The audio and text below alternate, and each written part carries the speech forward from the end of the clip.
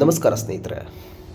ಪ್ರಪಂಚದ ಇತಿಹಾಸದಲ್ಲಿ ಸಮುದ್ರ ಪ್ರಮುಖ ಪಾತ್ರ ವಹಿಸಿರುವುದು ನಮಗೆ ತಿಳಿದಿರುವ ಸಂಗತಿ. ಸಮುದ್ರಯಾನದ ಹಲವಾರು ರೋಚಕ ಸಂಗತಿಗಳ ಬಗ್ಗೆ ನಾವು ತಿಳಿದಿದ್ದೇವೆ.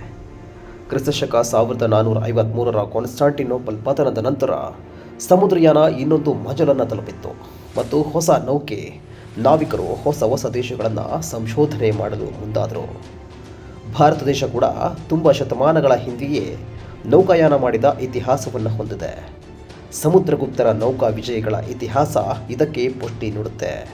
ಇಂತಹ ಮಹಾನ್ ಇತಿಹಾಸವನ್ನು ನೆನಪಿಸುವ ಸಲುವಾಗಿ ಭಾರತ ದೇಶ ಯಾವುದೇ ಲೋಹ, ಮೂಳೆ ಮತ್ತು ಇಂಜಿನ್ಗಳ ದಿಕ್ಸೂಚಿಗಳ ಸಹಾಯವಿಲ್ಲದೆ ಕೇವಲ ನೈಸರ್ಗಿಕವಾಗಿ ದೊರೆಯುವ ವಸ್ತುಗಳನ್ನು ಬಳಸಿಕೊಂಡು ಕ್ರಿಸ್ತಪೂರ್ವ 5ನೇ ಶತಮಾನದಲ್ಲಿನ ಭಾರತದ ನೌಕಾ ತಂತ್ರಜ್ಞಾನವನ್ನು ಬಳಸಿ ಇಂಡಿಯನ್ ನಾವೆಲ್ ಸೈಲಿಂಗ್ ವೆಸೆಲ್ INSV ಕೌಂಡಿನ್ಯ ಹಡಗನ್ನು ತಯಾರಿಸಿತು. ಈ ಹಡಗು ಡಿಸೆಂಬರ್ 29ರಿಂದ ಗುಜರಾತ್ನ ಪೋರಬಂದರ್ನಿಂದ ಓಮನ್ ದೇಶದ ಮಸ್ಕತ್ ನಗರಕ್ಕೆ 15 ದಿನಗಳ ಪ್ರಯಾಣ ಬೆಳೆಸಿತು.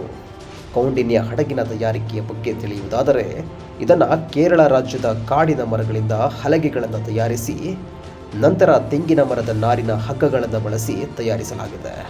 ಈ ನೌಕೆ ನೋಡಲು ತುಂಬ ಆಕರ್ಷಕವಾಗಿದೆ. ಜೊತೆಗೆ ಕದಂಬರ ರಾಜ ಲಾಂಛನ ಗಂಡ ಬೇರುಂಡ ಪಕ್ಷಿಯ ಚಿತ್ರವನ್ನು, ಈ ನೌಕೆಯ ಹಾಯಿಯ ತುದಿಯಲ್ಲಿರುವ ಸಿಂಹ ಲಾಂಛನವನ್ನು ಹೊಂದಿದೆ. ಇದು ಮತ್ತಷ್ಟು ಗಮನ ಸೆಳೆಯುತ್ತೆ. ಹಡಗಿನ ನಿರ್ಮಾಣಕ್ಕೆ ಯಾವುದೇ ಲೋಹಗಳನ್ನು ಬಳಸದಿರುವುದು ವಿಶೇಷವಾಗಿದೆ.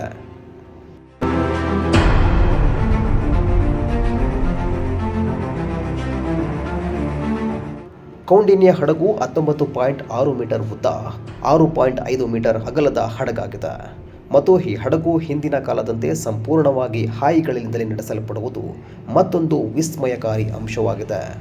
ಪ್ರಾಚೀನ ತಂತ್ರಜ್ಞಾನ ಬಳಸಿ ನಿರ್ಮಿಸಲಾದ INSV ಕೌಂಡಿನ್ಯವು ತನ್ನ ಪ್ರಥಮ ಸಮುದ್ರಯಾನ ಪ್ರಯಾಣವನ್ನು ಗುಜರಾತ್ ರಾಜ್ಯದ ಪೋರಬಂದರ್ನಿಂದ ಡಿಸೆಂಬರ್ 29ರ ಸೋಮವಾರ ಆರಂಭಿಸಿದೆ.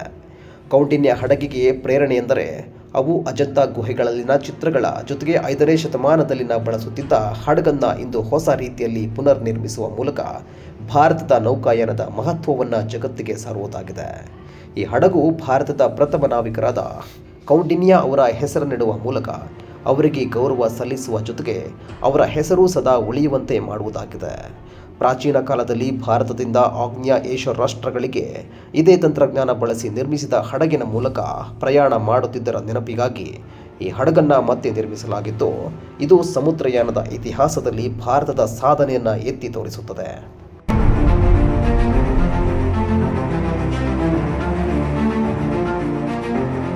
ಕೌಂಡಿನ್ಯ ಹಡಗಿನ ವಿನ್ಯಾಸ ಹಾಗೂ ನಿರ್ಮಾಣದ ವೇಳೆ ಹಲವಾರು ತಾಂತ್ರಿಕ ಸವಾಲುಗಳನ್ನು ಅಧಿಕಾರಿಗಳು ಎದುರಿಸಿದ್ರು.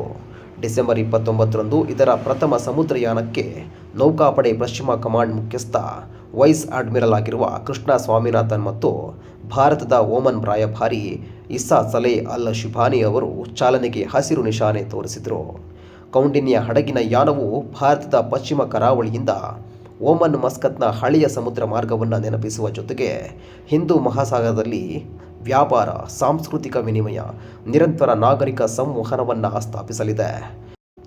ಕೌಂಡಿನ್ಯ ಹಡಗನ್ನು ನುರಿತ ಹಡಗು ತಯಾರಕ ಬಾಬು ಶಂಕರರವರ ನೇತೃತ್ವದಲ್ಲಿ ಕೇರಳದ ಕುಶಲಕರ್ಮಿಗಳನ್ನು ಬಳಸಿಕೊಂಡು 2023ರ ಸೆಪ್ಟೆಂಬರ್ನಲ್ಲಿ ಇದರ ನಿರ್ಮಾಣ ಕಾರ್ಯ ಪ್ರಾರಂಭಿಸಿ ಹಲವಾರು ತಿಂಗಳುಗಳ ಕಾಲ ತೆಂಗಿನ ನಾರು, ತೆಂಗಿನ ಹಗ್ಗ ಹಾಗೂ ನೈಸರ್ಗಿಕ ರಾಳವನ್ನು ಬಳಸಿಕೊಂಡು ಮರದ ಹಲಗೆಗಳನ್ನು ಹೊಲಿದು ನಂತರ 2025ರ ಫೆಬ್ರವರಿಯಲ್ಲಿ ಗೋವಾದ ಹೋದಿ ಶಿಪ್ ಯಾರ್ಡ್ನಲ್ಲಿ ಈ ಹಡಗಿಗೆ ಚಾಲನೆ ನೀಡುವ ಮೂಲಕ ಹಳೆಯ ನೌಕಾ ತಂತ್ರಜ್ಞಾನಕ್ಕೆ ಹೊಸದಾಗಿ ಚಾಲನೆ ನೀಡಲಾಗಿದೆ.